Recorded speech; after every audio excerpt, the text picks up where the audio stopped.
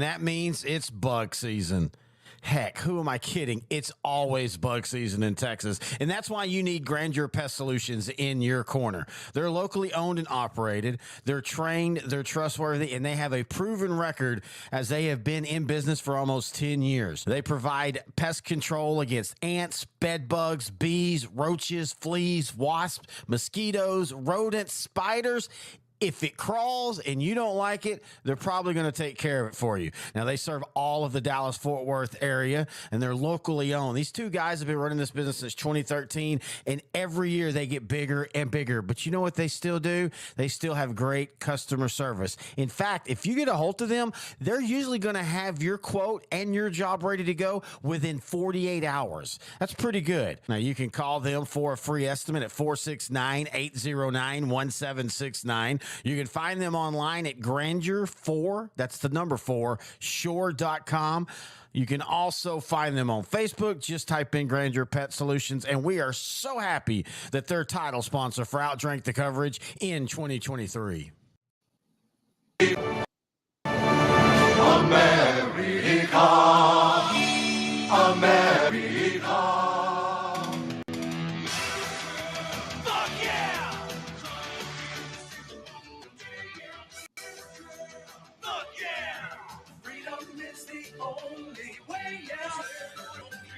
Happy hours to pick up your step and smile while I sing along with friends of ours.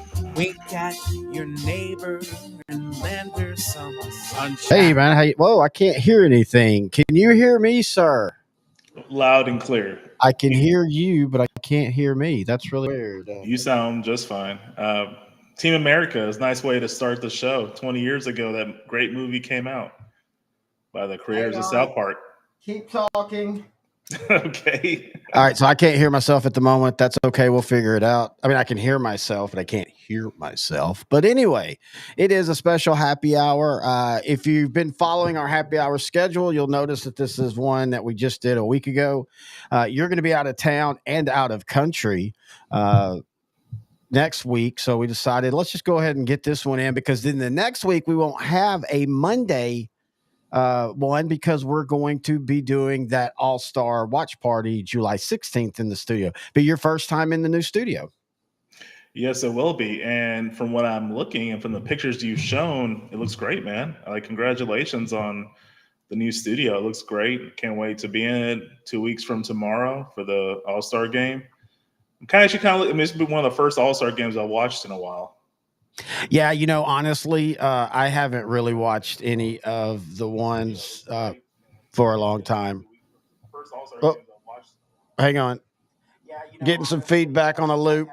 It's been one of those days. So the one thing, and you've kind of learned this, intern Noe the Pro, is when you move anything sound-wise, you have to tear it all down, and you never know what you're going to get in the next time you bring it back up, especially if you move into a different room and stuff. And so fast tracking getting this studio, basically, for those that don't know, me and my soon-to-be wife were doing some renovations in the house, and so we decided to move the studio into the back part of the house because I get a bigger room, the AC's better, and that matters when it's 200 degrees in July. When I spend more time in the studio between July and August, or between July and football, than I do really doing football, because football I just come in, do my shows, and I step out, do other things.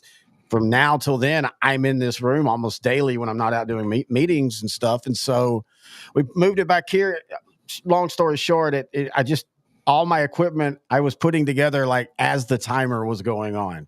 And so if I sound a little weird, or if I'm seeming to be at times a little, my focus isn't on everything, it's just because I'm trying to figure that out. Like right now, I don't understand why I can't hear myself, but I can hear you and I can hear everything else fine. And I verified that I sound perfectly fine. So it's just weird. Anyway, part of what we're going to be doing today is talking a little bit about the Olympics. We kind of got into it last show, and it kind of made me think about I wanted to expand it. But before that, the NBA is making some big news today, bud. Yeah. But before we get into that, Mr. Terry, how are you doing? And what are you drinking? Hey, I am drinking Goodnight Loving. I actually posted. I took your post and I edited mine in, afterwards to show that. But yeah, I'm drinking Goodnight Loving. Uh, I am celebrating the start of the SEC with my Southwest Conference glass, which, by the way, has Arkansas and Texas right next to it. So I can just hold it at that angle and pretend like it's an SEC glass. I am, for one, as a Longhorn fan, and I am a Longhorn fan through and through. Um, I am ecstatic about this. I think this is going to be so fun, not only in football, but you look at where SEC is right now with regards to basketball at times, with regards to women's basketball, of course, baseball, softball. I mean, I think it's going to be a blast, but I'm also not SEC either. I ain't rooting for Oklahoma just because they're in the same damn conference as me. I still don't get that. Yeah, that's a good point. The College World Series saw Tennessee versus A&M, both SEC schools. And the men's college Final Four, it was Alabama in the Final Four. That's pretty huge. I don't think they've ever made it that far. They should have made it to. They should have won it 2 years ago, but they Yeah. flopped, and the whole Brandon Miller drama um, off the court. So yeah, and then UT they made it to the in Alabama. UT Alabama made it to the college football playoffs in the last year of the 14 playoff this year. So yeah, SEC's been pretty dominant, and then adding Texas and OU and their history. Okay, now I can't hear anything. Wow, something just went bad. Hang on, we're still figuring this out. Okay, I hear you now. Okay, so I've Okay, got you back. But yeah, you're right. I mean, and it feels like for Texas, um, you know, it feels like they're on a up cycle in all their sports again. It feels like with where basketball took a step back, and I still think that they're going to have to figure the basketball thing out for the guys because I get why you gave Rodney Terry the job this year too, but I think we're seeing that he's not it. The problem is right now is in college basketball, there just isn't any wow people to go get. Like it's just we're in a weird spot with college basketball head coaches and men on the men's side. well, I mean that kind of feds into the NBA draft this year. I mean, last year to an extent, but this year, there's like 3 or 4 French players in the top 10, and then you have a couple of Kentucky freshmen per the Calipari course, but that's going to change now that he left Kentucky. And then you had a couple of UConn players get drafted in the top 10, but that's just because they won back-to-back championships. Not sure how they're going to do in the pros. I'm sure they'll be fine. They're well coached. Dan Hurley's a beast of a coach. He's pretty. I think I told you in the last happy hour we had. He's kind of like the Jim Harbaugh, excuse me, of college basketball. Just a guy's a great coach, but very tough, and he's best suited for players that he's not going to have past 3 or 4 years. So, yeah, I think you make a good point. The quality of college basketball has dropped, unfortunately, and you kind of see it in the NBA draft. So I'm not sure if this is going to continue going forward. Maybe the NBA or the college basketball, maybe because of NIL, people might stay longer just because they're going to get paid a lot of money now instead of being a lottery pick or being a second round pick and playing in the G League or overseas for years before you even get a sniff of an opportunity. Maybe NIL might create more quality competition now in college basketball. Who knows? I can't hear you. Okay, I hear Now that. you can hear me. Hey, I can hear Yeah. myself all of a sudden. Holy crap. Hey. Well, Weird anyway, stuff. you didn't care to ask me, but I'm going to go ahead and say that I'm doing well. Oh yeah, what are you drinking? Sorry. I was at the store the other day and I ran across this thing called Frank August. It's very simple, and it's kind of it reminds me of Google, like their homepage, how simple and easy it is. This is just Frank August just has nothing. It's just good whiskey. It's kind of smells like bourbon, but has like a pear taste like some scotch, like the non-smoky scotch would have. Yeah. I It, actually like it, the non-smoky scotch. it's really good. I don't know much about it. Their website's kind of vague, so I kind of like the little mystery behind it. But I'm gonna try to read up more on it, and I'll send you some notes or post some stuff online. Well, thank you, sir. But yeah, this might be a new favorite of mine. This is really good. Yeah, I the other day, that was last happy hour. I went up there and only had cash, and I only had enough to get a bottle of Taka, and I haven't drank Taka for a few months. I'll tell you what, man. I get it as I get older. It's not even about the taste; it's just about like, does it make my insides burn? I mean, that's and so I have to. Good night loving is probably the lowest I can live at now, for a consistent time. You might as well stock up on Good Night Loving because it's pretty cheap now. But if word gets around, it's going to start going up in price like Tito's did. Yeah, I had three at one time or two at one time, and that just led to bad choices for a whole weekend.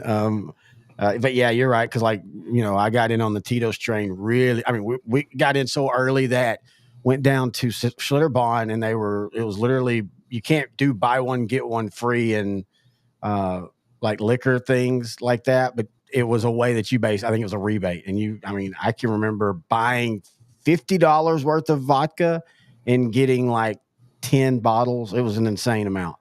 And then within a year, go back down there, and Tito's down there had started to get pricey. And now, it's settled in at a good price. I think 36 is about right for a Tito's price for a handle. Yeah, that's still cheap. You still get a good bang for your buck, and it's not bad. It's just I'm not much of a vodka drinker, but I mean, even I can say the Good Night Lovin' to me is better than Tito's. Just my personal preference. Yeah, Tito's is. Good Night Loving is it's smoother. And again, for me, that's the biggest thing now. And vodka is all the whole reason. Again, I'm not one of those guys that drinks because I want to taste the flavor of the chocolatey. No, I'm like, let's get tore from the floor, boys. Let's go. And so I drink vodka because it is the cleanest drink. And so I'm now realizing is I need to also enjoy the better vodka that is the cleanest and also smoothest, because that's becoming more and more of an issue for me when it comes to my vodka. And you've been wanting to have like a slow sipping bourbon. Maybe you just needed a slow sipping vodka because that's always been your preference. Now you have one that you can just enjoy the flavor of it and just chill and watch a movie and relax. Just what normal people do that find that bottle they like and can just enjoy it and not like consume to reach an endpoint, as you were saying. Well, again, partly that's part of the issue with me is if I'm going to, then I'm going to. If does that make sense? Like Yeah, yeah. I haven't mastered the art of let's let's leave with a good fun feeling. I'm going to show you one of my favorite episode of American Dad. I'm going to show you this scene. And the reason I'm showing it is because this is my favorite episode, but it's also me. So he decides so if you don't know American Dad's from Seth MacFarlane, I think it's better than Family Guy as a total show. I think Family Guy is more, funny, and early on more of those, ooh, can they get away with that? But as far as just a true, stories, I just like American Dad. And so on this episode, he's been watching some of the 50s shows like Mad Men, and he's also watching Bewitched. And he's decided, I want to be able to come home every night. And, his wife works as a stay-at-home mom. And I want you to have a martini ready for me. But the problem is he can't handle his alcohol. And so this is why I wanted to show this.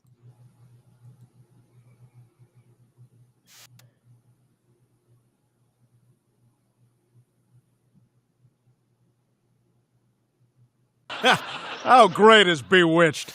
I wish we lived in the 60s. Men wore suits and drank martinis all day long.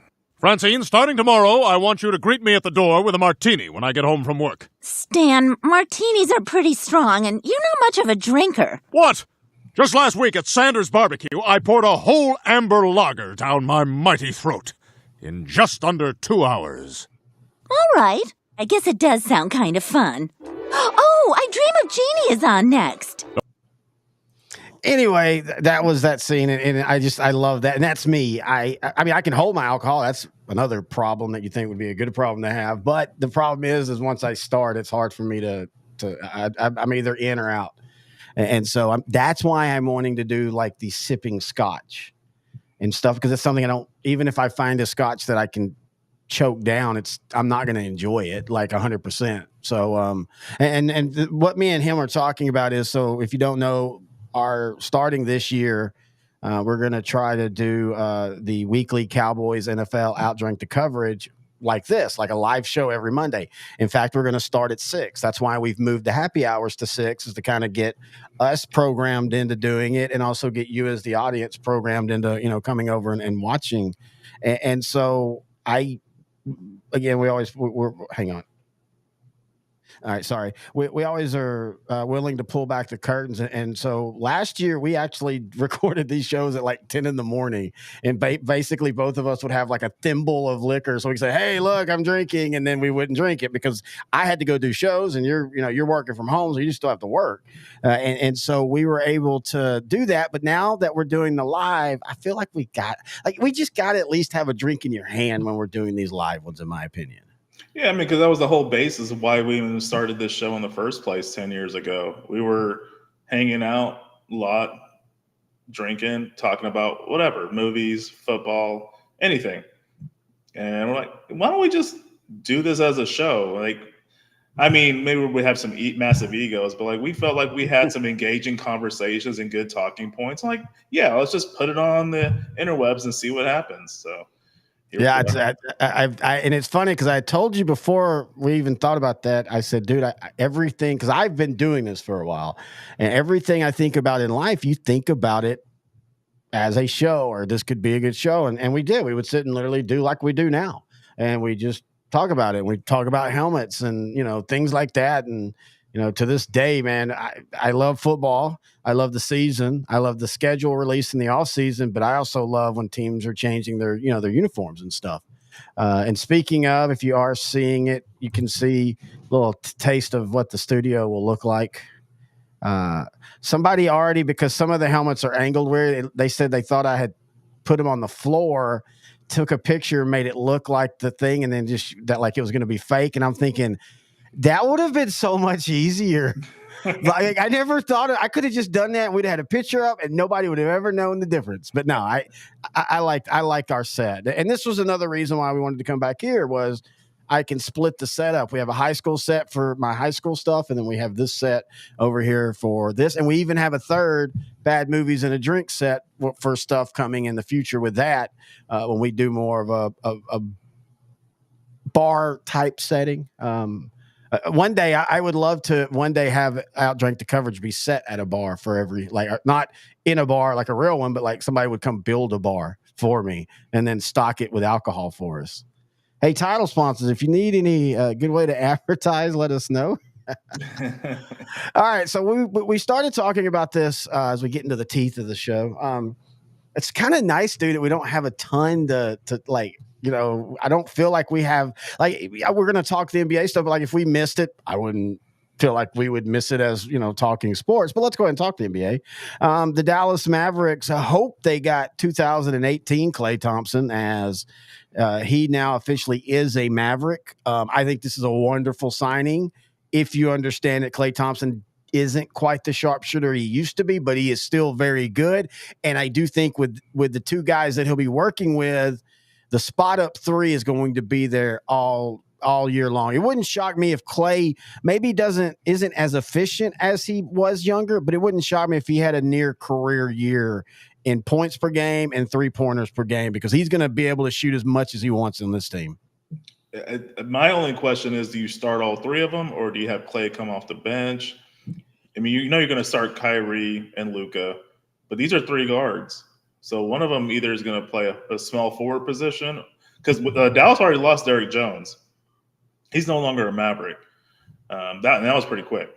So you have Klay Thompson. You have what happened there, by the way?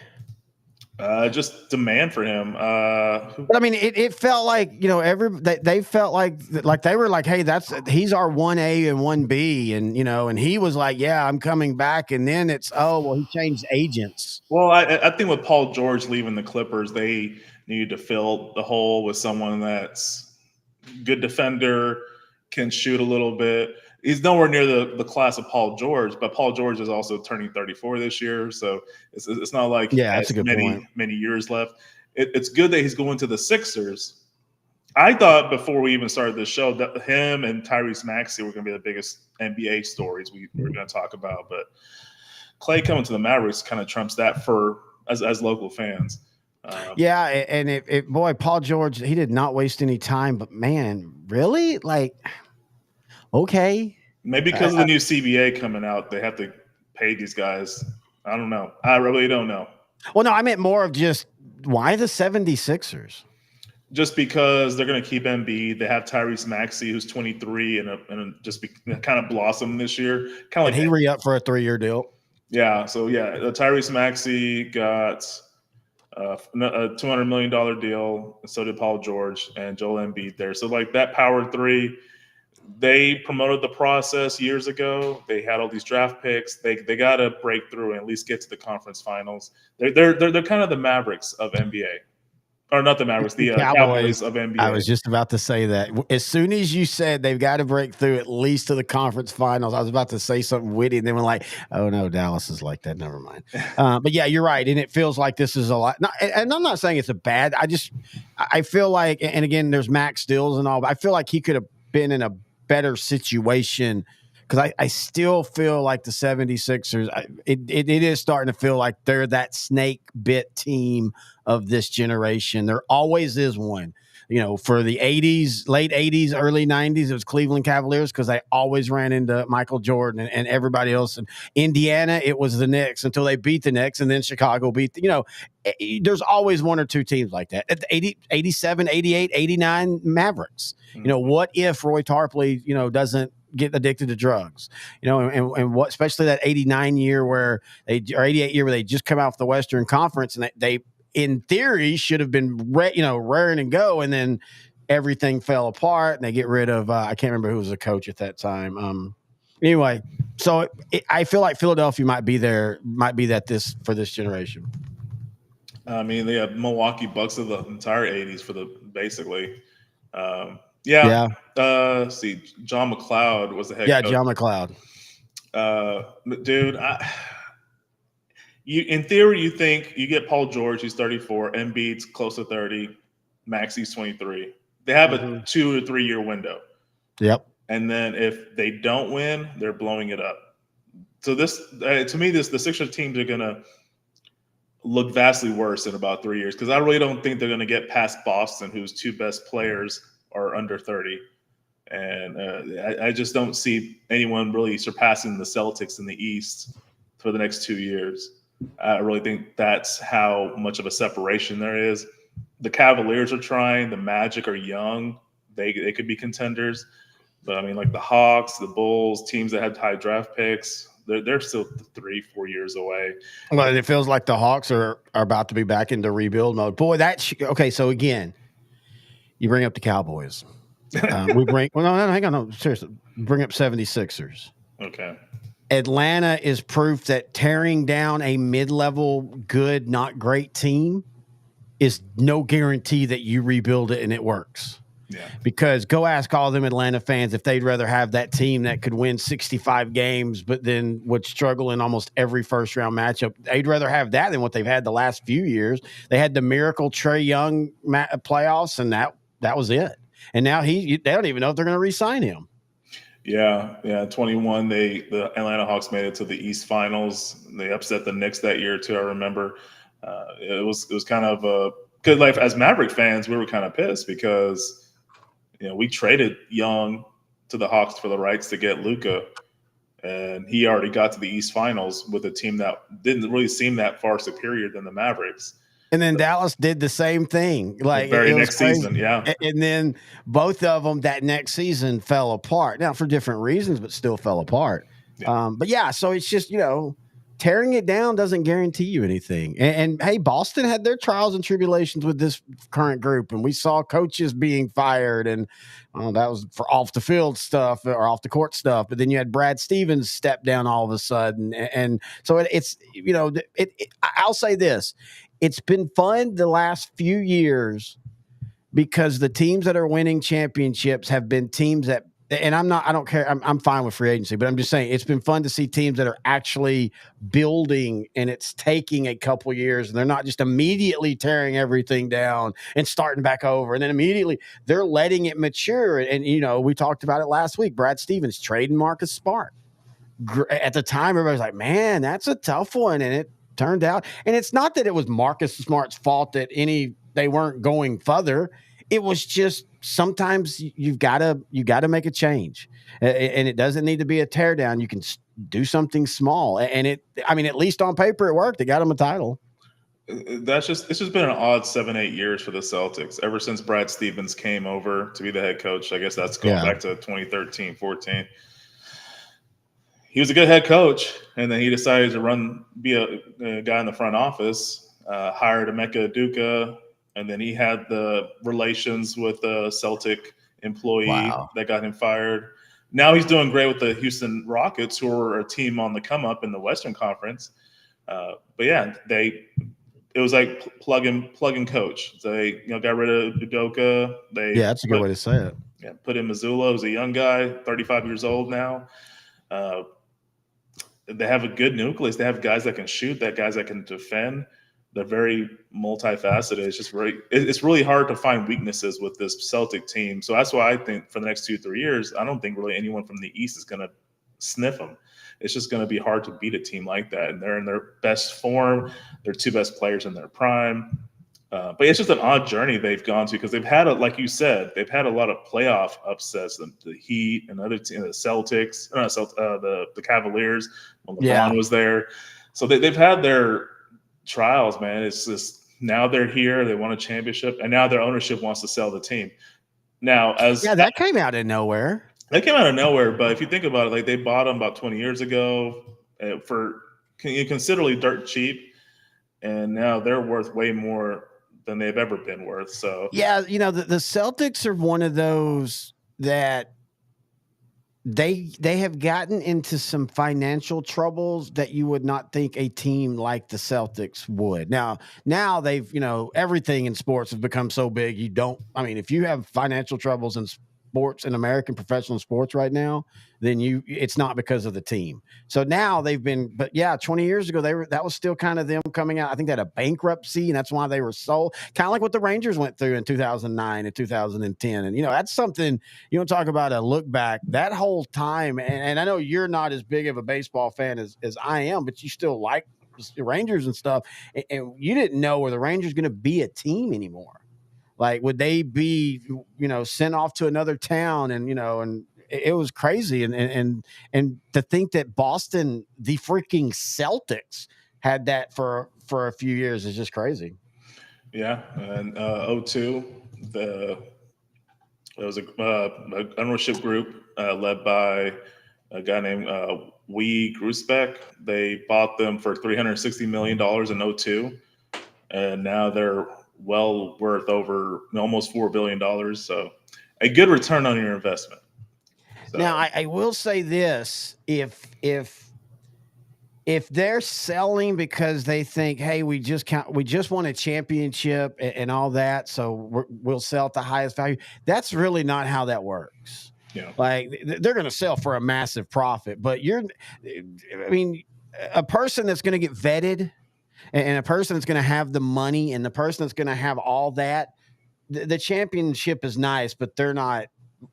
And I try to tell people this for owners that aren't part of the personnel decision, like Jerry Jones, they can love their team, they can all that, but everything they think of dollar wise has nothing to do with wins or losses.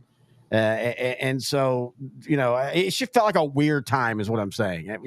I really do feel like they think that's what they're doing. Like, oh, hey, we just won. So we'll, I don't know. We'll see. You know who should buy the Celtics? Rick Carlisle. I mean, that'd be cool too. But, he's kind of busy being a head coach for the Pacers right now. But outside of him, Matt Damon and Ben Affleck.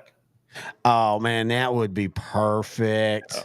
That would be, dude, good call. Yeah.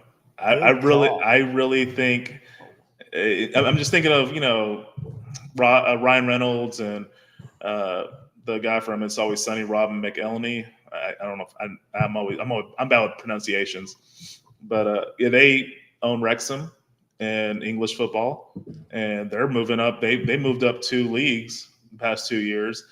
Money's being poured in, popularity, and the people are noticing this team. So that's attracting players to them. Yeah, that's why I laugh when Ryan Reynolds was like, "Oh man, y'all don't understand. This is actually tough. Like, we've lost $1 million on this, or $2 million. I think both of them have lost. Lost meaning they've put it into the club and they haven't got it back yet."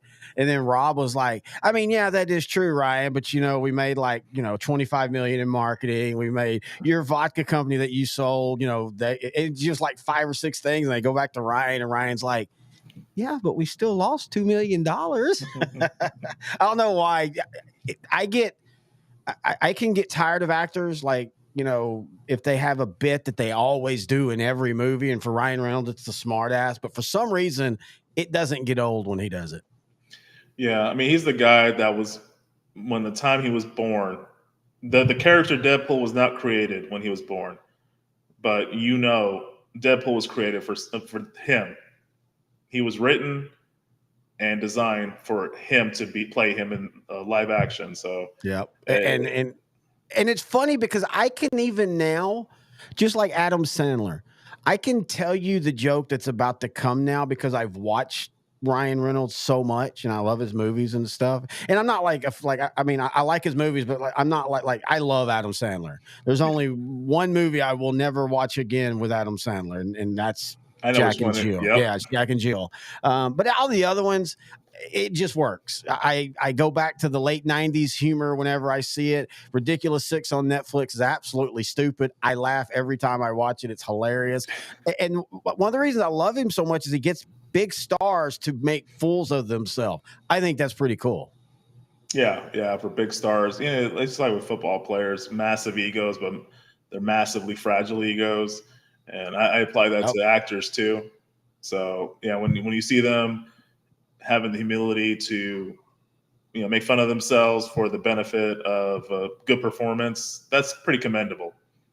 And I wish Grant Goodwin's like that. He's comes in big boying it and all. And if peacocking, he peacocked. It's funny. We just watched the other guys the other night. I'm a peacock. You got to let me fly. Peacocks don't actually fly. Go fuck yourself. All right. Did you follow this Kyle Filipowski story at all? No, what's up with that? I heard the name. It's so weird. Yeah. I was gaming with some friends last night, and one of them made a comment, something like, we have a friend of ours that we call him Leon Lett because he's really good in video games, and he's, no matter if we're playing a sports game or a war game, whatever, he's got us out of the crap more times than not. But he's also the type that will make the most boneheaded mistake ever make in the worst time ever type. So we call him Leon Lett. And Leon giveth and Leon taketh away. Leon taketh away, yeah. But anyway, so long story. Somebody said, yeah, we're going to change that to that guy's name. And then, there's like 5 of us playing. And so we got lost in the wash of what we were talking about. But yeah, so what's up with all that? So Kyle Filipowski is a 20-year-old Duke Blue Devil who just got drafted by the Utah Jazz. I know that part. That part's important because, as we all know, Utah is a huge community of Mormons. It's a big community there. So anyway, he has a girlfriend. Good for him. Her name, it's anyway, it doesn't really. Caitlin Hutchinson, I think it is, but she is. Well, it was advertised she was like 24, 25, but in reality, I think she's 28. Okay. So no. Issue with the dating someone that's older is it's not that much older. Yeah, even though she's 28, he's 20. Yeah, they're engaged now. If that was flip, nobody would think anything about a 28-year-old guy. 100% agreed. So here's the part that's weird. There's a picture of him at his high school prom. Oh, okay. So I did see that meme, and I didn't know about it. So go ahead. He had just turned 18 or was around turned 18 around this point. She went to his high school prom. And if you go back 2 years, he was been 18. She would have been 26. Little weird, but still okay. Yeah, yeah. I mean, hey, we were all teenagers. We all had our crushes that were older. Not well. I mean, teacher crushes maybe, but no one really that much older. Uh, which Helen begs Hunt it. for me. Helen Hunt, beautiful, yeah, beautiful, She's talented. not though anymore, but she was. She was cute back in the day. But I liked her because she played in a movie, a true story, by the way, about a girl that became a quarterback for a high school team and also was homecoming queen. And it was called Homecoming Quarterback. Anyway, go ahead. I've never watched this. I think you and I need to watch this together someday. It will have to find it was a TV movie. That's how early it was. I mean, this is like 81, 82. Okay. And yeah, let's just say there's certain times in your life when you realize your sexuality, and that was for some reason they were showing her changing from the football, but maybe it confused my sexuality because she was changing out of the football uniform into the homecoming dress, and something down there said, "Hey, this is cool." But that's why I like helmets and football uniforms. I don't know now. I got therapy coming up about this. Was it her in the uniform? Wait, which uniform? The prom dress or the football uniform? I'm gonna be like Biden now and just zone out for a few minutes. You be Oh like my Trump and God. just tell a lie, and it'll be just like the debate all over again. Oh my But God. yeah, so I anyway, don't like talking about politics, but like I'm kind of sad going to the polls in November because I got to vote for somebody. I might not this year. I have voted in every presidential election since I could. I might not this year. My state, it really doesn't matter because whether you want to vote for Trump or you vote for Biden, Trump's going to win Texas. But just overall, just it feels like this is that time in my life where you just say, "Look, I can't, guys," and shame on us for those being the two choices. I don't care which way you go politically, this sucks, and it's gonna suck. It might suck less if your guy wins. Fine. It might suck worse if your guy wins, but it's just going to suck. So, on that note, let's talk USA. But let's talk good things. So, intern Noe the Pro, were you, as a kid, a big Olympics guy? Yeah, I mean, we didn't have any streaming devices. This was the early '90s, so if there was a big event, I was typically glued to the TV watching it. I didn't know a lot of these athletes unless they outperformed the competition. But if they did, you remembered them. They'd be in all the commercials. I know Wheaties was the popular thing to be on. Be on the Wheaties cereal. That was the signature that you've made it as an athlete. Yep. So yeah, I enjoyed watching it. It kind of helped me learn like some of the events, like the track, the field events, the diving, beach volleyball, and all that. My first, I mean, it was before I even got into sports, but my first big memory was the '92 Olympics in Barcelona. It was a dream team. Yep. My favorite memories are kind of varies. I think I sent you the list. I mean, a lot of it's track and field, but I mean, Dream Team was my first. There was never this push for NBA top talent to go overseas and play for the Olympics. But this one year in '92, they kind of started the trend for the next few Olympics. You got Larry Bird with a bad back. He was kind of just posed on the bench, like basically laying down with a performer. He was kind of useless, but it was more of like a nod. Thank you for your service for making the NBA what it is today. Well, and he was still good enough with who they were playing. This isn't a world like we see today in international basketball. And in fact, we can all say that '92 is probably what led to everybody played basketball. There was always really good basketball, but like Dirk Nowitzki never comes over to the NBA without '92, in my opinion. He would have been just happy playing in Germany his whole life. And he's a prime example of it's not bad if you born overseas and learn the overseas way, European style of playing basketball. Because if Dirk Nowitzki grew up in America, he would not have been a Hall of Famer. He would have been a post up center, and you already know how good his defense is. So I just don't think he would have been the player he was had he not played overseas, because that thought process was never there. If you're 7 feet tall, you're not going to shoot threes. Yeah, Now you that's a see good all point. now you see all those guys shooting threes, and some of them are really good shooters. So, and kudos on them. I'm kind of curious what Zach Edey, the star center for Purdue, who got drafted, I think, by the Grizzlies. Boy, that was No, I saw the draft on draft day and I saw him and I'm like, man, that feels like a Grizzlies move when you think about how they had built the Grizzlies for 15 years with the players they did. I thought, man, that seemed like a really sound, good move. And then all the draft grades were like, this is terrible. Like, they're the only, like, apparently this was a pretty solid draft. Like, everybody pretty much picked really solid players. There's not a lot of, oh my God, superstars in the draft. And they're the only one that I saw multiple get like D's and F's for the pick. which I think is stupid, because Edey got in better shape, improved his defensive game, improved his overall game by staying one more year at Purdue, and that was the whole goal. Because I think last year, if he left early, he would have been undrafted. And, I agree 100%. and I think he's going to be a good player.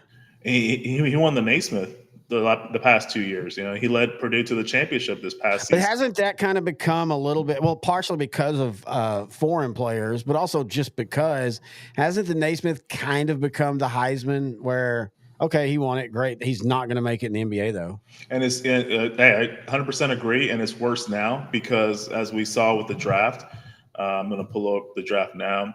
Like the first 2 picks, they're from France.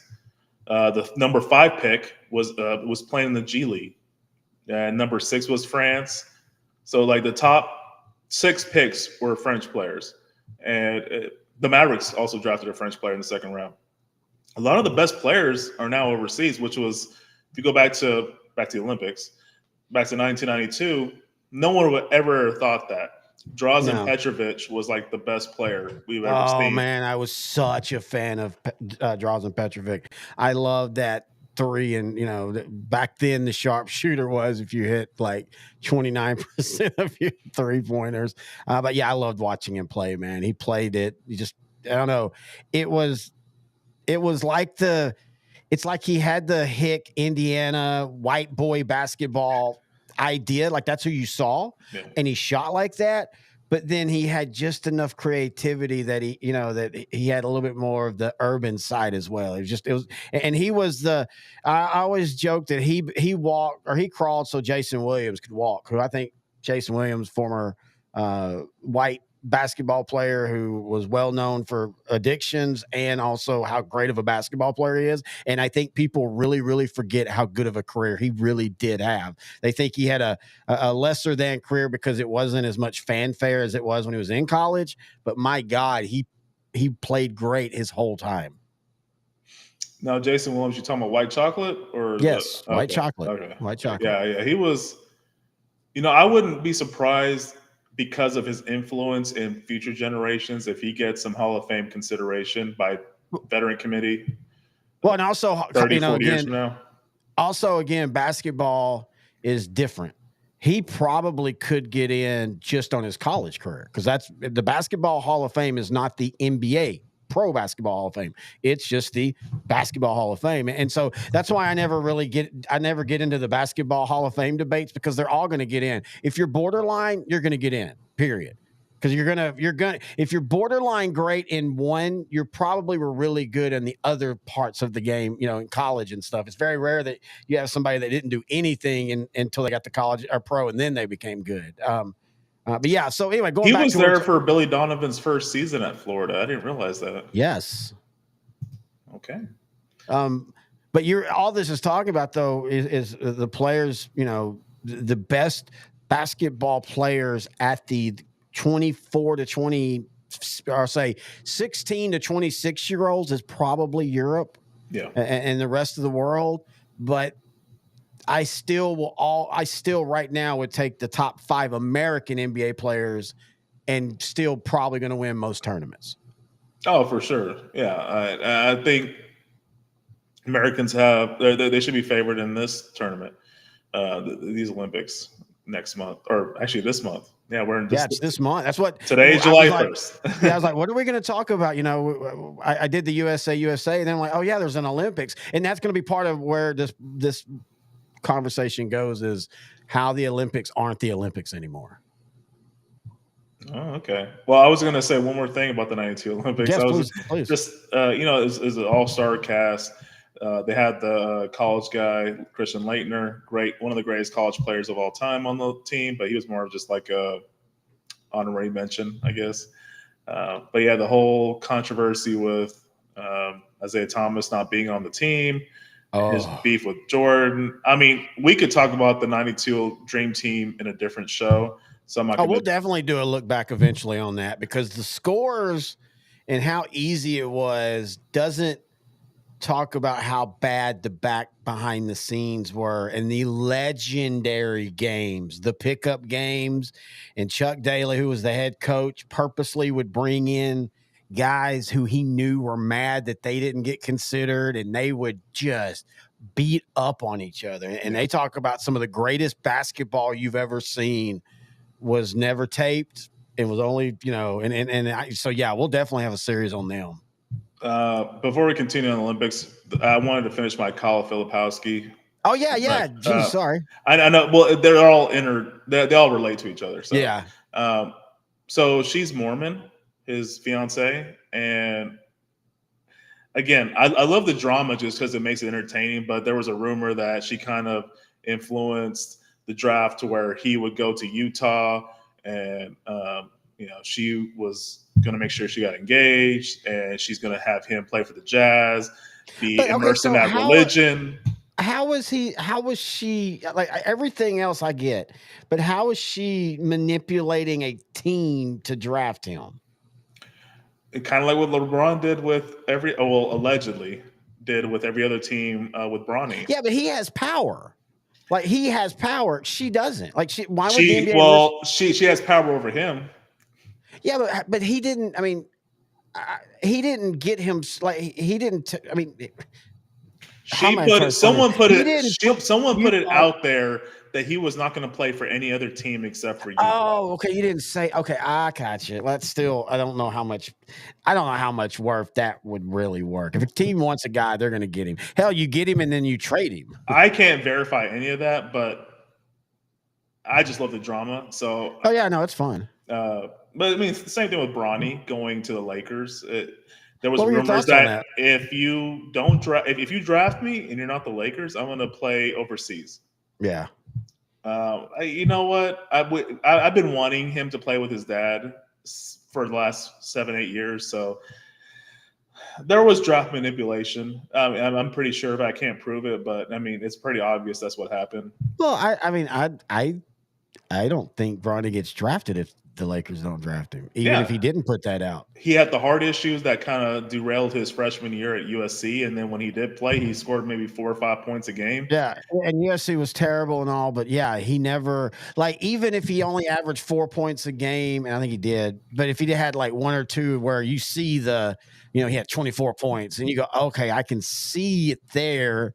And he does get a little bit of an excuse because the heart thing, it completely, it had to change the way he plays until he gets used to it, because now you're thinking every time you're running up and down the court, but anyway, I just still don't think he gets drafted. And so I don't see manipulation there other than the Lakers going, hey, we want LeBron James to finish out his career here. And I think LeBron James plays 5 more years. Because he's going to wait for his younger kid to get drafted by the Lakers. Oh, I didn't even think about that one. I just feel like he wants to play till he's like 45. Because isn't he 40 now? No, he's 41. He turns 40 at the end of this year. He turns 40 at the end of this year? Yeah, he's born the same year I'm born, but he's born in December instead of March like I am. So, yeah, I could see him easily playing 5 more years just to play to 45. He's still one of the best players in the league. I know now he's more of a second-tier guy to Anthony Davis, their all-star center, but yeah, he's still really good, and I think Bronny would do better just sitting on the bench and learning from veterans. In an ideal world where he's not pressured to go into the draft by his father, allegedly. So you really think that? Like, do you feel that like he was He could have got NIL deals and would have been just fine. He would have been better off staying in college another year, adjusting to his health condition. Sorry, I'm adjusting my arm. I know that people can hear it, but anyway, go ahead. Sorry. No, I think he would have been better off adjusting to his health condition with another year in college basketball. I really thought he was going to go to SMU because USC's coach became the head coach at SMU, and apparently Bronny liked him. And I don't think this year was considered like the coach was at fault for. I think it was just one of those where they were supposed to be decent, and they just, again, Bronny didn't play for the first 2 months of the season, and then for the first 2 months after that, he was only playing like 6 or 7 minutes. So I do feel like he should get a mulligan for that, but go back and show that, and then you probably a first round draft pick. But maybe that's not what LeBron and them. Maybe LeBron didn't want him to be a first round, because then you have to spend. Let's be honest. Your second round pick in basketball, it ain't like your second round pick in the NFL, where your second round pick in the NFL better be a starter. And hell, we're getting to the point where your second round pick better be a couple time All Pros if you want it to be a good pick. Second rounds in basketball rarely even make the roster. So maybe that good move by LeBron, if that's true. Get him now, second round. Don't let him flourish, get good in college. Let that happen his rookie year. And then all of a sudden people are like, well, holy crap, look at how smart the Lakers were. They took him in the second round. Yeah, I think in the long run it might be a good move. I'm still pretty high on Bronny. I know he doesn't have his dad's height. He's only 6'1", but I really think he has a future in the league. I think he's gonna be a really solid pro, kind of like how Doc Rivers' kid is. Austin Rivers, yeah, an okay guy. If he's on a good team, he plays 8 minutes. If he's on a bad team, he's gonna get a lot of stats that he's just getting because even bad teams still collect stats. So his youngest son is Bryce James. He's 6'6". Now he's supposed to be really good, right? And he has the right size to flourish in the NBA. And he's only 180 right now, but he'll fill in. And Bronny's issue is not just height. He's just not as athletic. He just didn't get his dad's full genes. Yeah, you can tell in his game. He's stiff. LeBron was one of those that I don't think people understood how fast he was, because he moved with such efficiency that you couldn't tell. I still remember the first time I truly saw it was seeing him live at a Mavs game get a steal and literally break 3 angles from guys that easily was going to get there. And I was like, holy shit, this dude is fast. And Bronny just didn't get any of that. The comparison I have with James, because James is 6'8", 250 and plays like a very, very athletic point guard. The only comparison I could have ever thought was someone that size and that athletic was Chris Webber before he got injured. Magic. And he didn't get injured. Yeah. Well, he had another ailment. But, Ooh, that's enough. You want to talk about a fun look back? We'll look back at the video. No, is where does Magic Johnson finish in the all-time great if he plays 5 more? And I know he came back, but he wasn't the same. If he plays 5 more years at Magic level. I mean, he might be considered one of the top 3 greatest of all time. So Magic Johnson, to me, is the greatest basketball player of all time. He's number 1. I remember you said that, though. Yeah, because of everything he did everything. And he didn't just do everything well. He did everything great. If they needed 40, he went and got 40. If they needed him to play center, he literally went and played center in an NBA Finals as a rookie and dominated. And I love Michael Jordan. I love James. But James, to me, is the closest. This is one of those, if we ever want to get some video anger, my top 3 players is Magic Johnson, LeBron James, and I have Michael Jordan as 3rd. Yeah, you and I should do a show discussing that, because I definitely disagree with that. But mine will be Pete Maravich, Larry Bird, Wilmer Fuddruckle from the 1932. Who was the center? Oh, George Mikan. That would probably get like 5 points a game if he played. Yeah, no, we could definitely do that debate, like our top all-time starting lineup, or our top 10 NBA players of all time. That would be a very fun debate, and we'd be like, you know what, the hell with the era. We're just gonna say who we think is our top 5. Yeah, because I have passion in my beliefs, but I am not. I was a fan of Magic and the Lakers, but like I grew to become a Dallas Maverick fan when I moved to Dallas, and I realized, okay, I like the Lakers, but it was Magic. I love Magic, but I've never been like, basketball is a sport I love to watch. I love to play it as a kid, but I never had a lot of just passionate views on it. So I can argue that and it's just this is how I think, and you're the same way. It's the ones that I want to do with you are like all-time Dallas Cowboys starting lineup and things like that, because that's where you and I will get passionate. Oh boy, There that might would be a be good one. you might be calling me honky and I might be calling you Noe. Somebody, we got 6,000. We got 6,000 people watching right now, and I'm going to say at least half of them butt clenched when they heard me go from honky to eh. And to be honest with you, if I have too many more to drink, I might butt clench that one too. Oh man! Last week we had 10,000 people on here for some reason. I don't know why, but this is just how many's on here right now, and it's been steady. And this was an unplanned one, so to have 6,000 on a planned one blows my mind, but to have 6,000 on an unplanned one.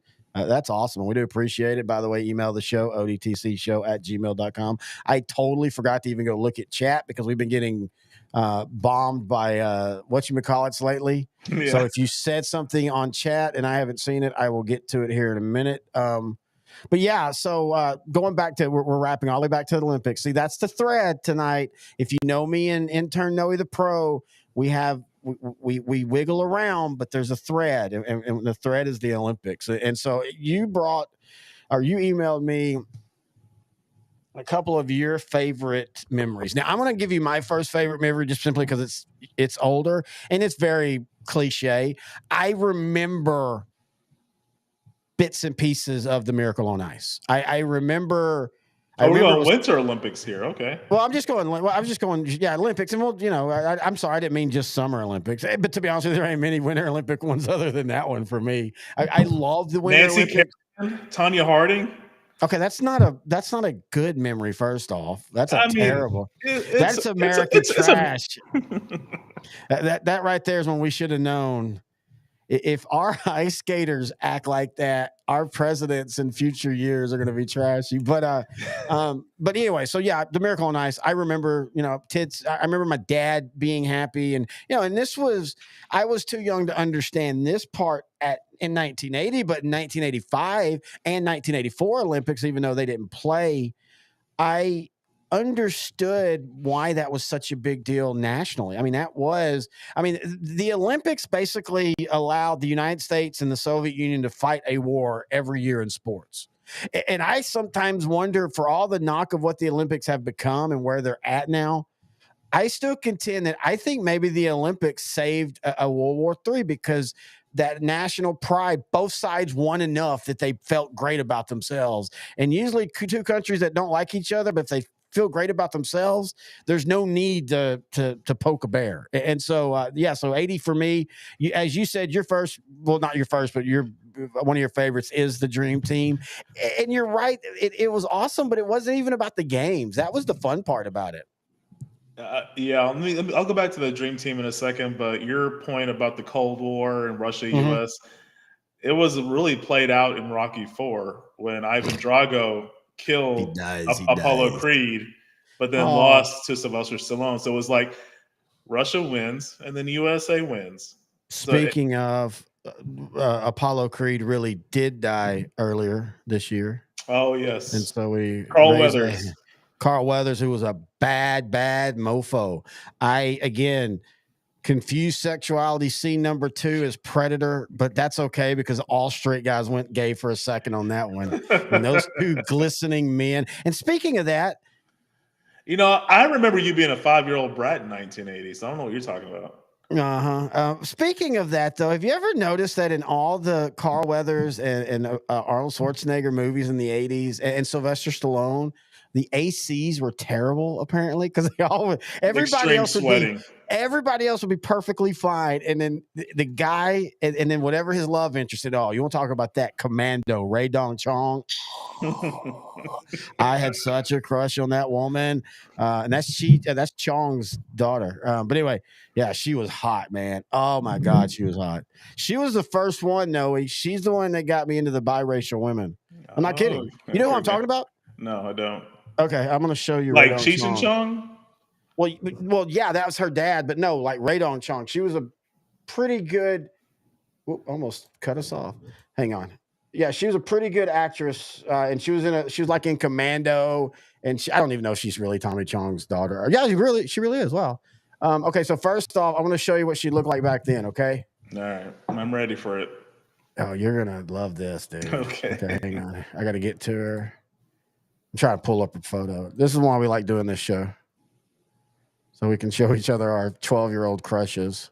All right, share screen and share, activate, enhance.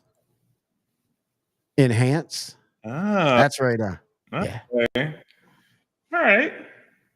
Yeah. that's her a few years ago. Oh, okay.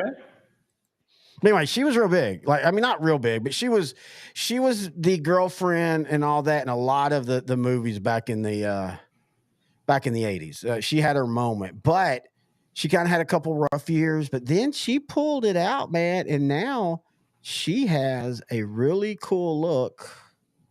Let me find the picture I was trying to find here. She has a really cool look right there. She brought it back, man. Okay.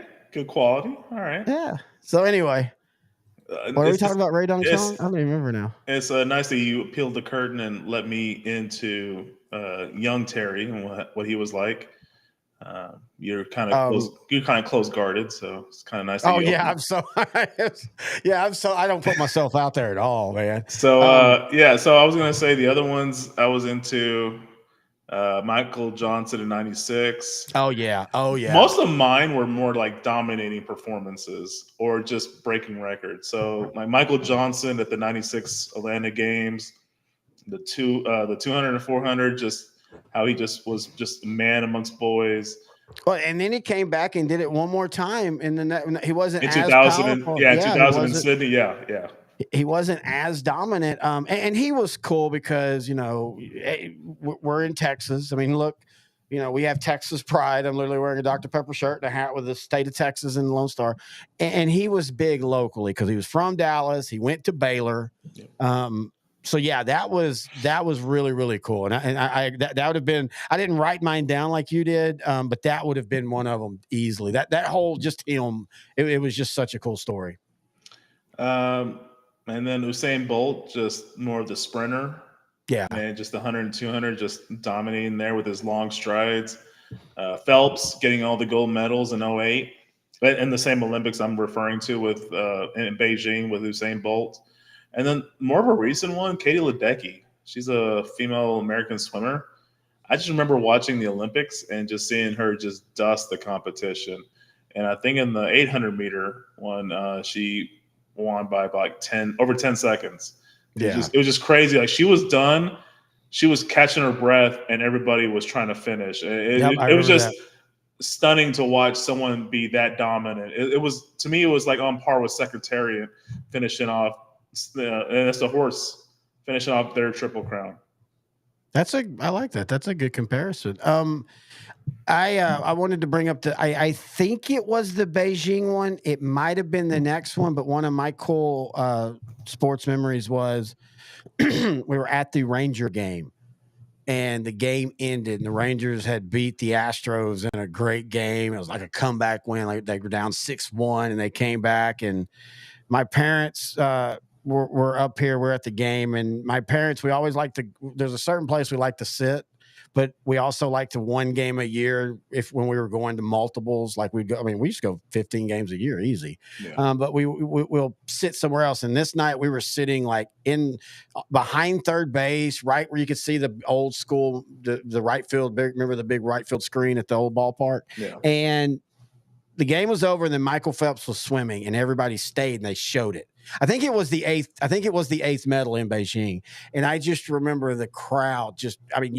We got into it, and it was so fun, and it was so awesome, and it was just it was. And like it was so hot.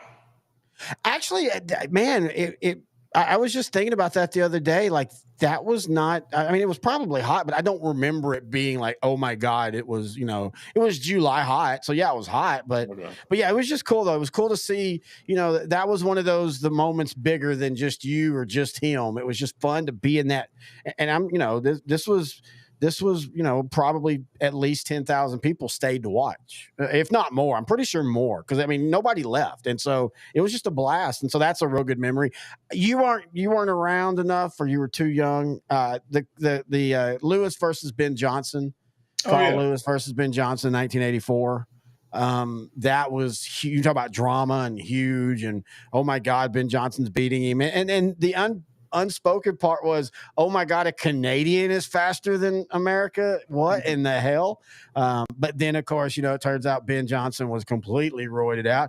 And then of course it comes out that Carl Lewis probably was just as well roided out. But yeah, that whole No, his only flaw was being a terrible singer. That's it. oh my god, that's one of the greatest sports moments. And he's terrible. But Charlie Steiner laughing about that. Have you ever seen that? Yeah. That to me, that's one of those things that the Carl Lewis thing was funny in of itself, and it went viral. And for viral back then would mean local stations across America would pick this story up and run with it. And it happened. Same thing when Roseanne Barr did the stupid thing during the national anthem. That was a big moment that the local news started carrying. And so people are, but anyway, and so Carl Lewis was terrible. It's a Houston Rockets game. He's trying to sing the national anthem. He's terrible at it. But Charlie Steiner trying to get through that interview. I'm building an open for us, a unique open that I don't want to even show anybody, even you, till I get done. But I've already playing part of that in there because of how freaking funny Charlie Steiner makes it. Charlie Steiner's always been one of my favorite ESPN guys. That's a happy hour show right there. Your favorite ESPN memories and guys you liked and things like that. We might do that for the next one. That'll be a good one. So yeah, that was my favorite Olympic moments or just performances. Do you have any others outside of what you said? I was trying to think. No, Greg Louganis, Mark Spitz. I mean, they were big men. Well, I was too young for Martin Spitz was 76. With you. But the Louganis thing was big, especially the hitting his head, and it looked like he was having no chance, and then he still wins it. Those were in the moment things, and I remember them because they became the part of the national zeitgeist of the Olympics. What was that? Yeah. I'm trying to think of memories on my own. I really don't. It's more of just the nostalgic bubble of what the Olympics were, and especially when it was cool when it was in LA because you got to see it. You got to see everything. And it sucked because Russia wasn't there, but it allowed the United States to do what Russia did in the 80 Summer Olympics, and it allowed them to peacock. Again, each country felt good about themselves. But what I really liked was when it was not in America and it was somewhere where they'd play them at 1 a.m. Yeah. Because in the summer, I would be up. There were many times 1 a.m. we were coming in for the night. Like we'd been playing baseball till you couldn't see. And we'd leave the ballparks, you'd go spend the night at a friend's house, or they'd spend the night with you, and you'd go out and play baseball till you couldn't see in your yard. And so we would be up. And so that was fun too. But yeah, it's not as much individual. Oh, I remember when what's her name fell, Mary Decker, I think it was in the 84 Olympics. Mary Lou Retton. No, Mary Decker. No, Mary Lou Retton's a gymnast. This is a runner. Oh yeah, you're right. I can't remember if it was Mary Decker, but anyway, she got tripped. Yep, you're right, Mary Decker. Yep, she got tripped, and she got tripped by I think it was a South African or an Australian runner who was famously ran barefooted. And famously ran aggressive. And so, but there's a famous picture where you see Mary Decker on the ground, and she almost looks like she's been shot. Mm-hmm. She's holding her stomach and she's reaching out. I think the coach or her husband, I think her husband was her coach. He's coming to help her. And it's just a very iconic photo. And it's a heart-wrenching photo. So like, I remember that. It was a British discus thrower, Richard Slaney. He was her boyfriend at the time, later her husband. And the barefoot runner was Zola Budd, representing Great Britain at the time. Great Britain. I don't know why I thought she was Eastern Europe or. Oh, because the name is Zola Budd. So yeah, South African.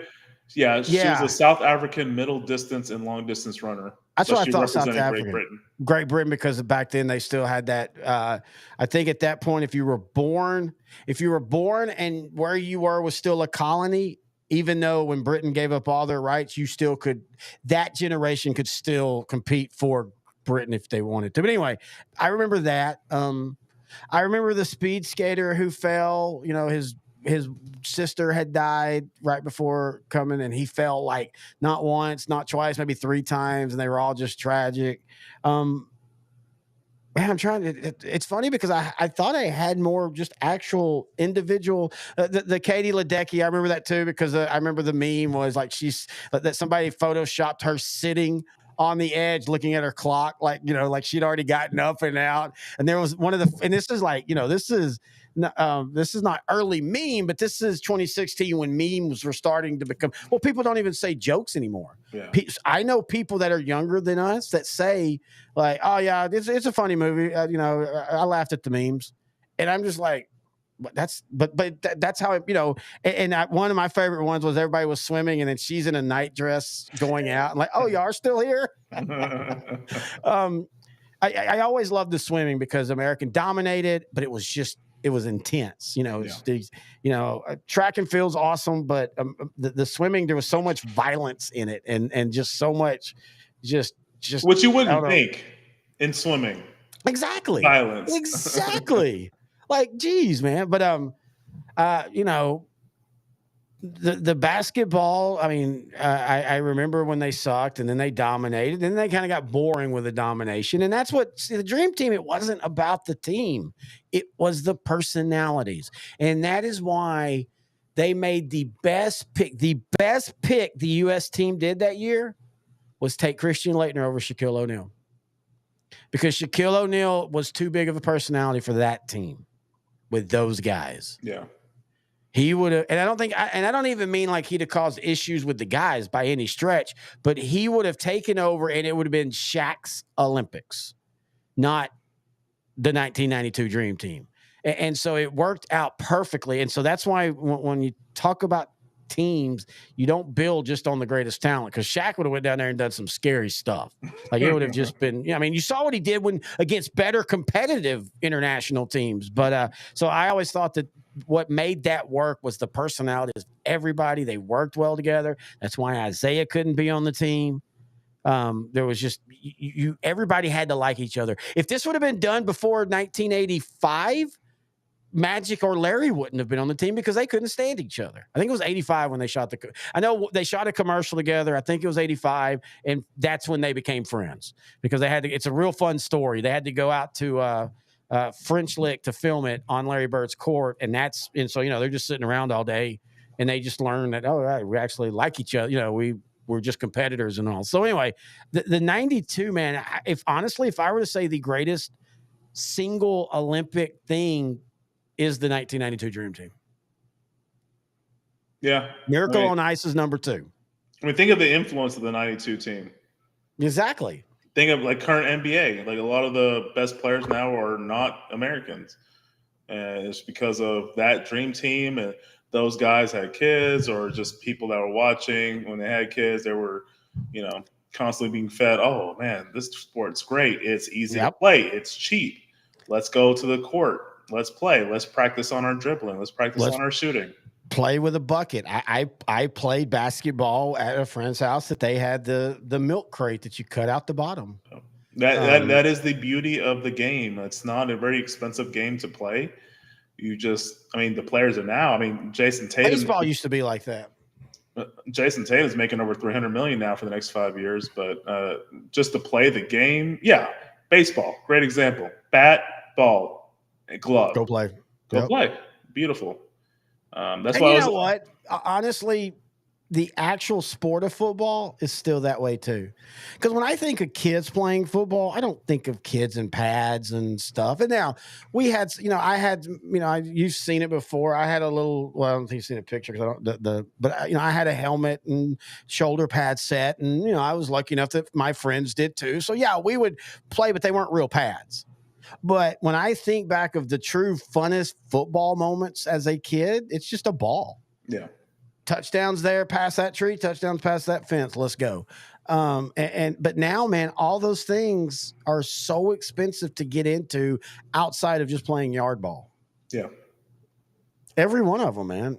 Even basketball. Like, I mean, that's why hockey's not big in the States because it's expensive as hell. But Canada, their government funds it Yep. for use, so it's very cheap. It's as cheap as getting a football from your local academy, sports and outdoor. Now, but you still have the issue though, where the rich kids still buy their own equipment, but that really just helps Canada because that saves their equipment for somebody else. And so, you know, but the point is you can still be as good in the, and I don't even think I guess the league pads are probably good or bad depending on the town, the size of the town, how much money and all that. But still, you can be great in great pads and you can be great in bad pads. You can't do that in other sports where you get a decided advantage with better equipment.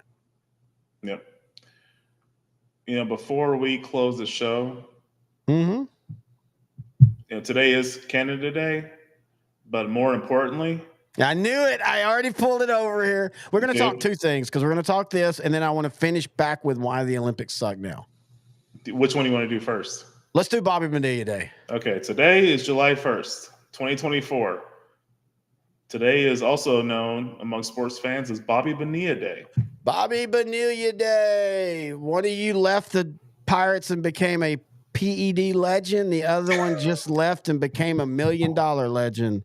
I do think that this has gotten so overdone, though, because he was not the first by any stretch. This is a very normal thing. And what we're talking about is back, what year did this start? What, 2010, 2011? 2011, yeah. Yeah, 2011. A weird, or what everybody thought at the time was a weird contract kicked in to where when Bobby Bonilla left the Pirates, he was chased by the Mets and they offered him a ton of money, but they couldn't really pay it all. Or they could, but it would, it put them in a bad situation when it comes to paying other players and, and all that. So they worked out a deal that, 11 years after 2000, he would start getting a set amount for the rest, for what, 30 years? And it actually ends in 2035. So he only has 11 more years, $11 more million he's going to get. Now, here's the funny thing about that. Everybody talked about how awesome that was, and it was, but if you actually do the numbers and if he'd have got paid the amount and then invested it, he would have hit this, he'd have made money 4 times over, but it wasn't to help Bobby Bonilla. It was to help the Mets. Yeah, they couldn't really afford to pay him as much money as they were supposed to pay him. So they were like, hey, we'll just defer this contract. And we'll talk about the other notable players that have had deferred contracts. But they deferred it 10 years after he retired. And I do think that was his advisor and him. I think they're the ones that came up with the year. There's a real good 30. People forget that 30 for 30 do these little short 30 for 30s. And I wish they would change the name now. I get it when it was 30 for 30, but that was 15 years ago now when the 30 for 30. Yeah. Name it something else. But they do these, or they used to do these little shorts, and one of them is Bobby Bonilla Day. And if I remember correctly, him or his agent asked for the 10-year deal because he basically told Bobby, well, if you're not going to miss it for 5 years, you really won't miss it for 10 years. And I promise you, if you do this, you'll, and it has. I mean, no matter what, every July 1st, Bobby Bonilla starts the day off with, take out taxes, but $1 million, we'll just say $1 million. He starts out with $1 million. So, hey, that's like New Year's for everybody else. It's for him, it's July 1st. And he's 61 now. By the time this agreement ends, he'll be 72. It's pretty nice to have that. And then he'll have his Social Security. He might have had an IRA. I assume he invested well. So I think he'll be in pretty good shape. Good for him because he was not Barry Bonds, but he was a pretty solid player in the early 90s. Oh yeah, he was a really good. Again, referencing the Pittsburgh Pirates, like you were referencing from 90 to 92, Pirates were first place playing in the NLCS. They had Bonds, they had Bonilla, they had Vince Like, They had a great pitching staff. They were a team that probably should have made a World Series appearance at some point in time, but it didn't happen. And then Pirate And it didn't managed. happen spectacularly. Yeah, the 91 with Sid Bream rounding the bases and sliding home safely. Uh, the Reds NLCS series where they beat the God, that you don't talk about memories, man. That right there is the end the end of, but I'm still 1000% into baseball. Like if there was a game on, I watched it. If I had time, like now I watch YouTube, I watch baseball back then. And man, that Cincinnati Reds teams, we did this show one time, and I think we need to do it again because we kind of know where the show is now. We're better at how we do it. We need to go back and do our top 5 sports teams as a kid. That'd be good.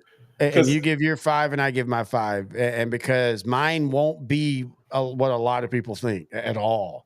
I mean, some of them are obvious, but yeah, we'll go like one from whatever year you started watching sports to 15 years old. What are your so 10 years for most of us, about 10 years on the average. That's a good one because like I started watching in '93, so. Yeah. I always hear about these great Royal teams, these great Milwaukee Brewer teams, Oakland Athletic teams, Minnesota Twins. I started watching in '93, and they all suck. Well, Kansas City was more like after '90, after the strike, because the strike year they were actually pretty good. Yeah, that was the end of that run. Yeah, it was the end of that run. So like I was seeing all these like Twins was weird, man. That they won us. I kind of could honestly see Texas doing something like this. Now Texas had a more known roster, like names, like Seager and Marcus Semien and stuff. But the Twins kind of got into the playoffs in '88. Oh, and then went and won, or '87, went and won it, and then kind of got into the playoffs in '91, went and won it. In between, they were all right. Which baffles my mind. Like I'm thinking, like they had the team, they had good players. That's baseball. That's how baseball's always been.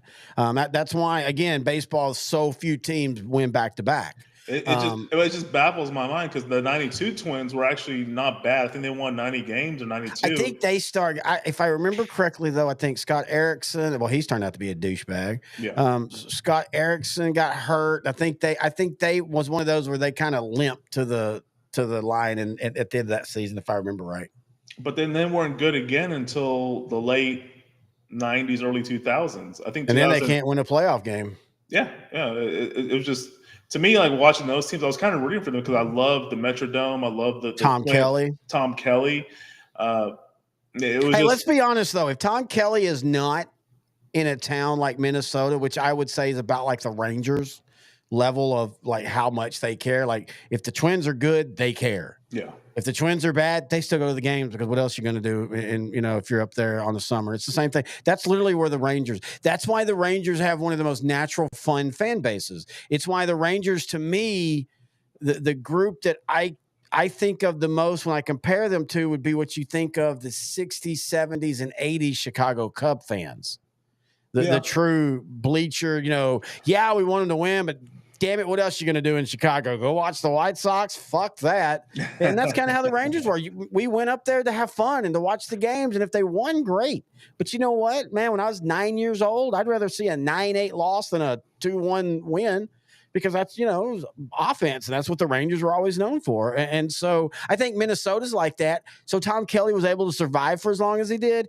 Any place that, like, cared, there's no way he'd last past that second World Series, maybe 3 years.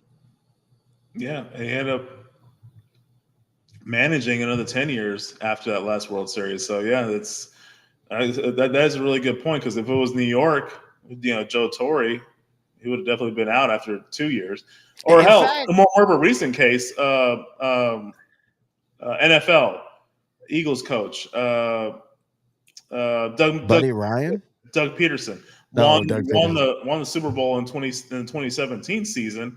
Gets fired in the 2020 season. Granted, the Eagles had never ever won a Super Bowl, and he leads them to a Super Bowl. But they're just so impatient. They fired him 3 years later. Yeah, I know they got back, and good on them. Their general manager is really, really good at building teams.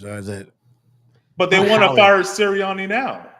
Yeah, and you kind of feel like if they don't at least make the NFC title, but maybe that's what is it? Is it Howie Golden Rosenberg? I can't remember who the GM is, but it seems like he's very good with players and building rosters. Howie Roseman. Yeah, Roseman. This is the second time he's built a Super Bowl winning roster, but it feels like he's not impatient. I just made up one. Impatient about the coaching, and I just feels like you're going to see this for a couple more times where he's going to tear it down and rebuild it with another guy. I bet, because I don't think Nick. I'm going to say this, and I know you're a Cowboy fan. That's fine. I think if the Cowboys take a step back, which is very possible, I think the Eagles are taking a step back as well. I think maybe you just saw an Eagle team that topped off 2 years ago when they made in and played in maybe one of the best Super Bowls that we've had, at least one of the best of the last 20 years, if not more. I would put it up there in the top 5, and that may be as good as they get. And it just feels like this GM's not going to go past that. I mean, but you know what's weird about the Twins? I love that. This is why I love us. They not only did it with Tom Kelly, but then they did it with the next manager, Ron Gardenhire. Like if you'd have told me back when I think it was 2001 when Tom Kelly quit, that this other guy's going to probably coach just as long and not do as good as far as win 2 World Series, but be consistently a better team. Yes, the whole 2000s, he was great. Yeah, and what everybody now points to the Tampa Rays about what they can do with little. That was what the Twins were doing in the 2000s. They were. There's a reason why they weren't winning the playoff games. It wasn't because they choked. It wasn't because he all of a sudden didn't know how to manage. It's when in the playoffs is when superior talent beats lesser talent every time. It's very rare to have complete upsets. Now, you have upsets in the moment, but then you go back and you look, and case in point. So I have now watched the Cowboy-Packer game 5 times. Okay. That was an upset, but that was also the worst matchup Dallas could have probably gotten in the first round. Dallas would have 1,000% been better off going to Tampa Bay as the division or as the wild card. And then you see how Dan Quinn tried to do it with no linebackers and all. That doesn't mean it still wasn't an underdog win, but I'm just saying that really wasn't an upset. That was a bad matchup. And that's what happens in the playoffs when you drag lesser teams into those. Good comment on the linebacker, because I really think Washington's defense is going to do really well with Bobby Wagner as their linebacker. I like what somebody said. Oh, that came out of nowhere. I like what somebody said about that. How good is Dan Quinn as a defense coordinator if the only linebacker can play well is a Hall of Fame linebacker? Because you take Bobby Wagner out, even when you go look at like the Legion of Boom, it wasn't like a good linebacker core. That's why Dallas went out there and beat them with DeMarco Murray. Oh, yeah. 2014, yeah. Dallas, we don't want to give Jerry Jones credit for anything, and that's fine. But just like, and I'm not saying he gets credit for building Emmett and them, but in 1992, or really 1990, but by 1992, you saw it. Jimmy Johnson realized everybody's starting to go to a slot receiver. Everybody's linebackers are 5 pounds less than they were 5 years ago. Yeah. They're lighter. So we are going to flip it, and we're going to go power set, and we're going to go at their linebackers all day long. And that's when in 2010, when Dallas said, hey, we're going to start trying to draft different, we're going to do things different, they looked around the league and what was going on. Everybody's using a slot receiver. Linebackers, and they still do to this day, linebackers look like safeties. And so Dallas said, hey, let's get beefier on the offensive line. And it almost worked. Again, talk about them not making but I'm just saying they had this has been the most successful run of Dallas Cowboys history that wasn't a Super Bowl team. I mean, and that's why it made sense that you had Marquise Bell, who's 6'3", 205, play linebacker, because of the nature of the NFL at present time. So, but the difference is the top teams in the NFC specifically run the ball, which is which was a weakness for Dallas last year. I'm not sure if it's going to be a weakness this season. Well, no, it's not. But I'm saying with Dan Quinn. And did I not tell you 3 years ago that I like Quinn and he's going to do a lot of great things on certain things, but one thing they don't stop the run. Yep. They don't stop the run. Seattle, we all think of Seattle as this great physical defense because Cam Chancellor and Crazy Boy from Texas, they were so good at playing run stopping. Earl Thomas. Safety. Yeah. God, man, you want to talk about a guy that I don't hero worship a lot of players, but I did. And then he just took that train off the rails and kept going off the rails. But, but yeah, their safeties did so much run support that they were a good run defense, but not because of the linebackers. And so right. I said, this is what's going to happen. We're going to just get unlucky. And look what happened. Green Bay, not only did they stick to the running game, they had an offensive line and they had a running back, really two running backs that they could stick to the running game. Now, we also allowed them to pass on us all day long too. But yeah, so again, the point is, talking about the Twins, it blows my mind that they basically had two managers for 30 years. There is no team in history that would do that if they weren't winning. You know, Pittsburgh has that, but all of them have won. Chuck Noll, Bill Cowher, and Mike Tomlin all at least won a Super Bowl. 55 years. Yes. 3 coaches. Yep. That's crazy. And, you know, Dallas used to be there. Yeah. You know, Dallas at one time, it was 2 coaches for 30 years, and then it was 3 coaches for 32 years, and then it was 2 coaches in 40 years. And, you know, we say that, but honestly, if you want to give Jerry Jones credit, you could also say it could be a mistake, like with Jason Garrett. He at least allows guys to try. Like, he gives them years. It's not a one and done. Except for Chan Gailey. Except for Chan Gailey. And what has he always said about Chan Gailey? His biggest regret. Yep. He reacted to the 8-8 collapse, and he reacted to the Arizona, and he goes, that's the mistake. And I totally agree. I think Dallas gets back into becoming Dallas, at least at worst at the level they're at now, where they're a team that consistently plays for the playoffs. I think that would have happened with Chan Gailey. I think Troy Aikman might have played another 5, 6, 7 years. You know, people forget he only played 10 years, you know, and we all thought it was concussions, and it comes out now it's pretty much he realized his career legacy was going into hey, that's a man that knows what he wants. He already had his rings, and he's like, screw it. I'd rather just quit than keep playing for bad teams. Yeah. I don't blame him. Oh, I don't either. But anyway, so I wanted to you wanted to list some of the players, because a couple of the other thing about Bonilla that nobody talks about, and I brought the Celtics thing up, and I didn't even see this note yet. I knew it, but I didn't see that you'd put it on there. So part of what got the Celtics in some financial trouble was Bernie Madoff investments going to crap. That's why the Mets had to go to Bobby Bonilla. They thought they had invested, and, you know, this almost sank their owner. And in fact, I think he's the one that had to sell, you know, when all this happened, because he legitimately had basically invested 90% of his capital into Bernie Madoff with a guaranteed double, triple, you know, all that kind of stuff. And so so they went to him for that. To me, that's the more interesting note that nobody talks about. And I love how you did this. And the Mets were poised to make a significant profit if the Madoff account delivered. But that did not work. But yeah, so Bobby Bonilla again, he gets the $1 million, but nobody ever talks about, you know, he did this with the Orioles as well. He still gets some, I think that one's almost done. But, you know, he's getting a couple million without having to, you know, blink each day. Brett Saberhagen, man, that's a name I haven't thought of in a while. He received $250,000 a year from the Mets. Same thing, I think, at the exact same time. Max Scherzer famously literally took almost a third of his check and put it down the road. And he's basically I think in the next 3 years, he gets like 20 million or something, not to pitch, even if he doesn't pitch. Yeah. Ken Griffey, he did it with the Reds. That was a well-known one. He gets a lot, man. I mean, it ends this year, but I mean, he was getting almost 3.60 million a year. That's a good little catch right there.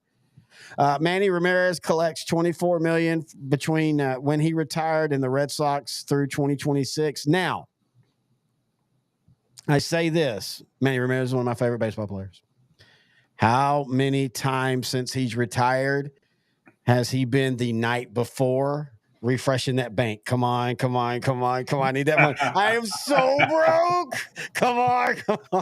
He seems like a guy that lives beyond his means. Is he not the Nick Cage of baseball? Yeah. I mean, in every way, he has embarrassed himself. He has been in trouble. He probably won't make the Hall of Fame because of the PEDs, though I do think eventually that gets to be played out. And I do. He was one of the I think best hitters of all time. Oh yeah, I think Manny Ramirez gets into the Hall of Fame eventually, but it's going to be years. But then he could do all that, and then Manny being Manny could be a fun. Oh, it's Manny being Manny, or it could be, damn it, Manny's being Manny.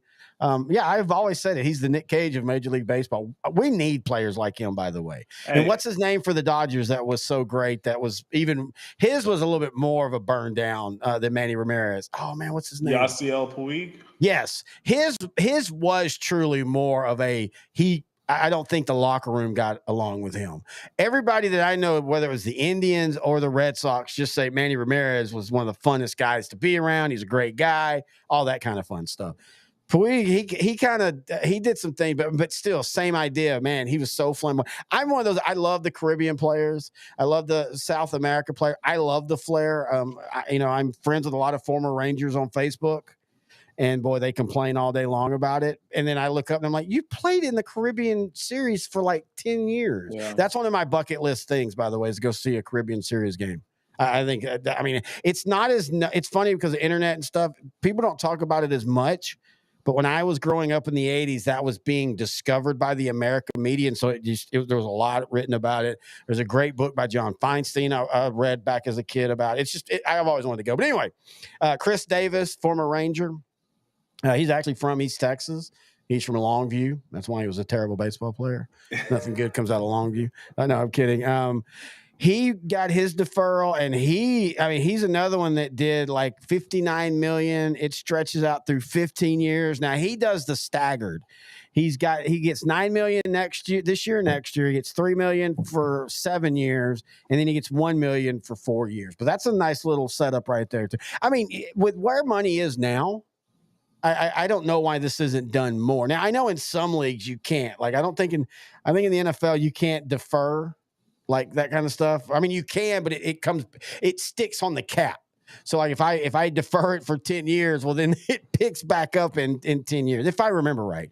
But I think deferring with how much these guys are getting now, I think that makes a lot of sense for both sides. But $1 million today is not going to be $1 million. Well, that's a good point. And, you can invest it and all, but that doesn't, while we'll never have true deflation. I mean, yeah, $1 million doesn't get you as much as it did 20 years ago in New York, but $1 million could get you pretty much close to what you did in a small town if you're retiring. And you're not living in New York, you're not living in Dallas. So I think there's pluses and negatives to both of it. I'm more of I want my money at once because what happens down the road? What if the Mets completely fold? What if something happens in the world where sports is not a thing anymore? Or at least not at that level, and we joke and y'all never happen. I mean, the pandemic, it didn't hurt, but let's say we'd have had 10 years of the pandemic. Yeah. I mean, you and I talked about this. I love football. I was starting to check out on football without fans. Like it wasn't the same. Like it was kind of boring. Just because like the fan interaction is important. The noise is important. It affects a lot of sports. Well, I mean, we talked about it before. Dallas goes up and upsets Minnesota. That doesn't happen if Minnesota's full that night. Because we talked about it when we did our rivals from the 70s. Minnesota has a hate for Dallas. It's deserved. I mean, it's not just one or two things. It's happened multiple times in multiple sports. And we took a franchise from them. And they got a little bit of revenge when they scored 7 goals in like the first 2 periods that year that Minnesota and Dallas came down to the winner. That was fun, but it sucked that Dallas came out and didn't play well. We were watching that together. You remember? Yeah. I think it was like 5-2. But anyway, so yeah, that game doesn't happen. So yeah, I agree with you. I think I would rather take money in the hand. But if you're one of those that you go, okay, I'm going to spend more as a youth, and then when I'm 40, I won't. Well, then that you maybe stretch that $1 million back out to what you would have gotten, 20 years before. Yeah, it's all true. I just don't know what like with Chris Davis. He was batting like 195 at one point. He had a prime time, and it Do you was think his was yips? I mean, he was always a strikeout guy, and he maybe always, but he always was. I mean, honestly, if he's starting out right now, yeah. He would Chris be Davis, perfect. He'd be Chris perfect. Davis. I mean, he's Joey Gallo, Yeah. but with better results. But yeah, Chris Davis really was 5 years too old or too young, too young. But I always felt that start he had with Baltimore, where he was 0 for 31 or whatever. Yeah. I, I think that it just broke him, Yeah. because he admitted he struggled in Texas because he's from Texas. Longview's an hour and a half down the road. People were always asking him for tickets. And he just, and please understand, I'm not knocking him. What I'm about to say, I don't think he handled pressure well. And I think starting off that 0 for whatever it was, I think that just put too much pressure on him because it just came after he signed the big deal. Man, those first 2 years in Boston or Baltimore, man, his Oh, he average was a was so blast. good. He had 270 in 2012, 286 in 2013. And then next year in 2014, he hit 196. And that's all I remember him for. The next year, he had 47 home runs and 117 RBIs. So that was great, but he also had over 200 strikeouts. He did bat for 262, which is great in today's age. But yeah, his last 3 years, 168 batting average, 179 batting average, 115 batting average. Unless you're the other Chris Davis, the one that spells it Khris, that played for Ranger Oakland. killer, and then they Ranger. trade him to Texas. Of course, it was 5 years too late, but he comes to Texas and he was terrible. He retired. Yeah, and he retired. It was like almost immediate. So yeah, He just didn't want to play at Texas. I think that's what it was. Like, I love playing against you. I don't want to play for you. Oh, play for you. I mean, maybe that's just where Texas was at that time when he preferred. Well, that was still when Oakland was competitive, at least. Yeah, That's some solid Oakland was really team. good at that point in time. I mean, yeah, the DFW has not always been a destination for other people and others, leagues, but Well, people knock him, but Josh Hamilton wasn't that far off. Now, I would contend that the Angels weren't a baseball town, but he basically, when he left, said, "Look, they liked us because we were winning." yeah, The Rangers or Dallas Fort Worth is not a baseball town. 100% agree. Again, they are, but in a different way. Like they're Texas Ranger fans, at least the old one. I don't know about the new ones because there's a difference if you were a fan before 2010 or if you're a fan after. You have a different mindset. Yep. So like for us before 2010, they were lovable losers, man. You just want to go have a good time, have a hot dog, see some home runs. Hey, it's cool Nolan Ryan's here. Oh, wow, they won 10 more games than they lost. That's awesome. And that was fun. You didn't care. You never expected them to ever compete for a World Series. No, I mean, Houston, you could see it because they had great team in 80, a great team in 81, a great team in 86, a really good team in 87 and 88. And then that train started to slow down and, everybody was getting older and everything. The Rangers now, again, I don't think people understand how good the Billy Martin squad was good, but that was a 1 year, that was Billy Martin being Billy Martin. But those late 70s teams, that 78, 79, 77, that was a team that could have, and I think we talked about this not too long ago on that one of our Texas 2 teams where, there's a lot of people that have said that if they'd have had the wild card then you wouldn't want to play Texas in that first round, because they were built to win a 7-game series, but they just couldn't quite get in. And so you just never thought that they would be win. So then they started winning. And then you have these fans now that I'm just like they're like, "I'll get rid of Simeon." Seriously, get rid of Simeon. They suck now. And I'm like, dude, I don't care what the Rangers do for like 3 years. I'm so happy with this World Series. Now, I want them to win and I want them to go back and I'd love them to win another one, but I'm good, man. I'm back to watching baseball because it's just fun to watch the Rangers play when they're playing good. And when they're a little, I still have a problem with this style of baseball in this era. It's still real boring to me. So I watch it on my laptop while I'm doing other things. I do miss 80s baseball. And I don't mean lack of home runs necessarily. I just mean diversity in offenses. And I really feel that some teams gonna have to be bold and come up with a new style to. There's a way to attack this new style of baseball, and I'm Yeah, just but waiting for. you can't. You're right, and we all know what it is. But you have to not only be bold, you have to have an organization that's going to allow you the 5 years it's going to take to transition into that. This isn't football where you go pick up hey, we want to run the ball more. Let's go get the best running back in college, and he'll get us 1,500 yards this season. In baseball, it's just not that way. And so the issue there is some franchise that's already starting to do this. We just don't see it yet. They're not. So boldness and patience. Boldness and patience, and that's two things that rarely go together. Usually you get patient and conservative, or you get bold and aggressive. Maybe Huh? it could very well be some team like Kansas City or Pittsburgh, a team we're not thinking about, a team that's kind of middle of the road. I think it would be more of a team that's good, and like Pittsburgh and Kansas City. Well, Kansas City's been solid. Kansas City's doing traditional what you have to do now as a market that size with owners that won't go out and spend $500 million. They're going to win with what they got. When they get too expensive, you trade them, you tear it down, you start back over. Pittsburgh just is there to collect money. It's got to be someone like a St. Louis who's used to winning, who are now losing, and all of a sudden that roster that 3 years ago looked really good is aging and not progressing like you think. That's the ones that will be quietly drafting a guy in the 16th round that throws 85 miles an hour and might top out at 91, but he also has better breaking ball, blah, blah, blah. But yeah, that's the fun part about it is you won't know it until it happens. And then you'll be like, holy crap, they just flipped the script on everybody. Yeah, they just need to prove that it works.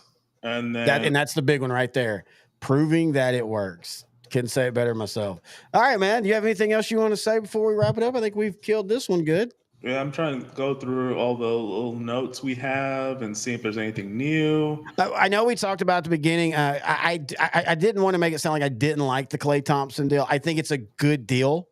I appreciate what they signed him for. It's a lot, but again, for a player of his caliber, he could have got more. Yeah. I like that. He specifically said, I want to go to Dallas. Not just because I want to play with, but because I think my style fits what they're doing. And I agree with that. What they need as well. Yeah. And I mean, I'm not saying this three is going to be as good as the three in Golden State, but you can see this three becoming kind of like that. Yeah. A little bit more aggressive defensively, better shooting efficiency, the ability to play defense enough to shut somebody to 90 in a night, but also if you do get into one of those shootouts, you can win a 140 to 135 type game. I think the Mavs have finally, we see a foundation. And to be fair, and I know technically it's a sign and trade, dude, this is the biggest free agent Dallas has ever gotten for the Mavs. They exceeded expectations this past season by making it to the finals. And I think we're starting to see the benefits of it. Like free agents are starting to see that, hey. Yeah, but I mean, even in the Dirk years, free agents never saw it. They never could get the lead guy. This is legitimately the first time in the history of Mark Cuban and really the Mavericks that they went out for a free agent and got the guy that they wanted. Darren Williams. I always wanted him from Utah. And I was just about to say, the crazy thing is 90% of those didn't pan out the rest of their career. And he's number one. I legitimately think at that moment, and you know what, if he goes to Dallas, it might work. I legitimately think that they lost 3 NBA titles when they didn't sign him. Him and Chris Bosh. Yeah, Bosh too. Yeah, because if you'd have got Darren, you'd have got Bosh. I didn't even think about that. Both local guys. Yeah, both local guys. Now, Bosh always, and I respect this, Bosh always said, I don't know why everybody assumes that I want to go back to where I grew up. Not that I didn't like where I grew up, but I don't want to, I want to live in other places. Deron Williams was always very much like, yeah, I'd love to finish my career with that, which he technically did. Yeah. 5 years later, he became a man. It was funny because he's pretty solid off the bench. That's a team nobody remembers that was old, but kind of fun to watch. Won a playoff game. That was the Vince Carter famous, Miracle 3. But anyway, Yeah. But anyway, point is, I just, it's funny how this is the best one that they've ever finally hit. So now we'll see. I just don't want fans to think you're getting 2017 Klay Thompson. You're not. But surrounded by Luka and Kyrie, you're not asking him to be 2018 Klay Thompson. He's 34 years old. He can still shoot a few threes a game. I'm okay with that because lack of shooting was a big problem in that Boston Celtic NBA Finals. Yeah, and nobody wants to talk about Luka is great, but dear God, they score 120 points and they're boring. Yeah. Because Luka's going to do 5 things that make you stand up and go, holy crap. But he's also so good that 9 times out of 10, it just looks like a layup drill for him. Yeah. Yeah. I mean, you have to. I had to have a friend of mine. We were gaming the other night, and we were talking about this. And a friend of mine who's not a Luka, like a Maverick fan, he said, like, how is he boring? He goes, every time I see him, it's amazing. And I'm like, yeah, because you're only seeing the highlights. You're not seeing the other times where it's just double crossover, step back 3. I mean, that's awesome when it's from 62 feet, but when he does it 20 times a game and it's from the same spot, it's efficient, but it's just not enjoyable. Yeah. All right, man. I want to remind everybody you can email the show, odtcshow@gmail.com. We will not be here next week or in 2 Mondays. Our next appearance is for all of them. I keep forgetting that. We're also, it's weird how this has worked out. You've ended up coming to the studio a couple times in 1 week, multiple times, just because that's how things aligned. Yeah. So you'll be in the studio for the All-Star game the 16th, and then the 19th we'll record our July OutDrank The Coverage shows, the #1 rival for the Dallas Cowboys. Also, our movie Point Break on Bad Movies and a Drink. Go to our Patreon. Hang on, I meant to switch that up. Our 90s honorable mention. Oh yeah, or not, man. We're doing 3 shows this week. Well, we're going to attempt to. We're going to do. I think we've already decided we're going to record the first 2. We're going to do sports, and then Point Break. If we can do it, then we will. If not, we'll do it another time because I want to do right by that one because that's we talked about before. I love Roadhouse, blah blah blah, but man, in the 90s. It was Point Break. Point Break is what I watched 1,000 times. I legitimately think I got my love of meatball subs from that movie because Gary, what's his name? Busey. Yeah, Busey at one point, he's like, order me 2 meatballs. 2. Make it. I don't know why. I just always love he said 2. And then when he opens the meatball sandwich, it just looked great. Wherever they got it, it was. But anyway, but we're going to record those. That's going to be the 19th. I'm looking forward to the 16th show. I think the All-Star. You and I will probably be on the relaxed side of the set, kind of just sitting in the camping chairs, got the TV on, drinking and talking some All-Star memories and all that kind of fun stuff. Will Ryan be joining us? I do not know yet. Okay. We will know at a later time. I would imagine probably not. I'm just counting us right now. Okay. Yeah. So Tuesday in 2 weeks. 2 weeks from tomorrow, I'll see you in your office, and then we'll do Friday. Yes, sir. That is intern Noe the Pro. I am Terry Bennett. This has been OutDrank The Coverage, brought to you by Grandeur Pest Solutions. You can find them online at Grandeur Pest Solutions, GrandeuRForSure.com. You can find them on Facebook. Just type in Grandeur Pest Solutions. Until next time, he's the Noster. I'm the Terry.